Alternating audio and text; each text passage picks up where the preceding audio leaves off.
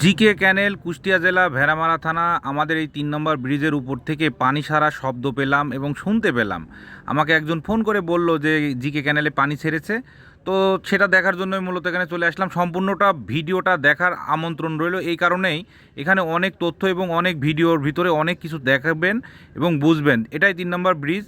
৩ নম্বর ব্রিজের নিচে যে পরিমাণ ময়লা ছিল, সেই ময়লা আবর্জনাগুলাও আপনারা উপলব্ধি করবেন, ঘোলা পানি উপলব্ধি করবেন।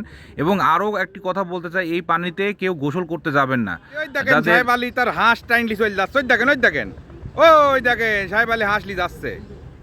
যাদের হাঁস আছে তারা হাঁস কিন্তু উঠিয়ে নিচ্ছে, গরু ছাগল যা ছিল সব কিছুই। একটু মজাও করলাম আসলে, ভিডিও শুধু না, এখানে একটু আনন্দের বিষয়ও আছে। দেখেন ছেলেরা, ছোট ছোট ছেলেপেলেরা কিন্তু খুব আনন্দ করছে। অনেকে বলেই ফেললো যে খালি শ্যান করব, খালি শ্যান করব, এই রোজার ভিতরে শ্যান করি, খুব জুত করবে। আসলে ছেলেরা এবং মেয়েরা কিন্তু, ছোট ছোট বাচ্চারা কিন্তু অনেক গোসল করার জন্য উগ্রীব হয়ে আছে।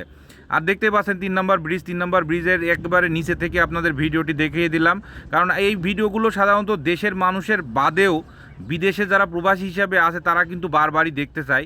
৩ নম্বর ব্রিজের ভিডিও ছাড়লে অনেকেই কিন্তু শেয়ার করে, এটা কিন্তু আমার খুবই ভালো লাগে। কারণ ৩ নম্বর ব্রিজে তাদের আশেপাশেই বাড়ি, অনেক দূরে আছে, অনেক দূর, সেই দূর প্রবাসে আছে, কিংবা বাংলাদেশের ভেতরে আছে কিন্তু ভেড়ামারার বাইরে আছে।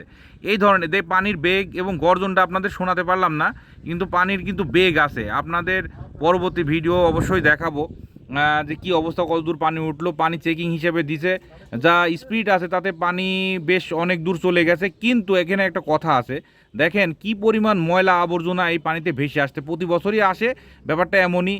কিন্তু ইদানিং দেখা যায় যে ক্যানালের ভিতরে আবর্জনা ফেলার, স্তূপ তৈরি করার যে প্রবণতা, সেই প্রবণতাটা কিন্তু মানুষের ভিতরে দেখা যাচ্ছে। এই যে সুযোগ পেয়ে আমিও আমাকে দেখিয়ে নিলাম, নাহলে বলবেন তুমি খালি ভিডিওই করে গেলা, দেখালা না। এই যে আমি পারভেজ, জাহাঙ্গীর আলম পারভেজ। তো আসলে এই যে ব্যাপারটা, এই যে আমাদের কন্টেন্ট ক্রিয়েটর হারুনুর রশিদও আছে, সেও ভিডিও করছে। তো এই যে ভিডিওগুলো করি আপনাদের কেমন লাগে অবশ্যই জানাবেন। এলাকার ভিডিও দেখলে অনেকেই ভালো লাগে। এই যে পানি অনেক চলে এসেছে, আবার ব্রিজে এসেছি, ব্রিজের উপরে উঠে আবার আপনাদের দেখালাম পানি কত দূর এসেছে।